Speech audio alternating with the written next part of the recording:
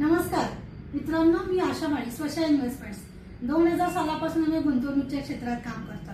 आपण या नवीन वर्षामध्ये जो व्हिडिओ केला होता तर त्याला खूप चांगल्या पद्धतीने प्रतिसाद मिळाला, त्यासाठी सर्वांचे धन्यवाद. आपण एक खूप महत्त्वाच्या गोष्टींवर बोललो होतो, जी एक स्टोरी पण आपण केली की स्मार्ट कवड्याची.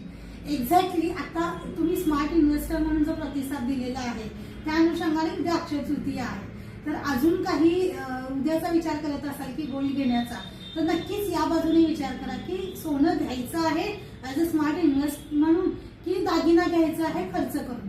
तर यामध्ये जर गोल्ड ETF मध्ये गुंतवणूक करणार असाल तर त्याची लिक्विडिटी बघता, त्याची प्युअरिटी बघता किंवा GST न लागता या जर का गोष्टी इन्व्हेस्ट करायच्या असतील तुम्हाला, प्लस त्याची सुरक्षा, फिजिकल सोनं घेतलं की सुरक्षा सांभाळणं आलं, हे सगळं जर काय करायचं असेल तर तुम्हाला स्मार्टली इन्व्हेस्ट गोल्ड ETF मध्ये करणं केव्हाही फायद्याचं ठरतं.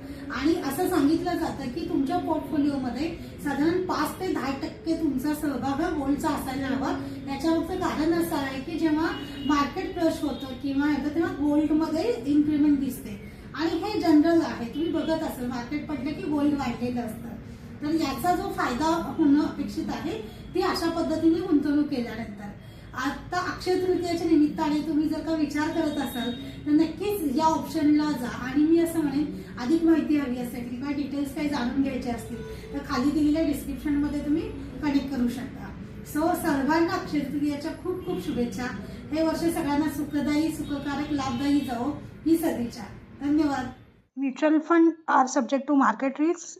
Read all schemes related documents carefully.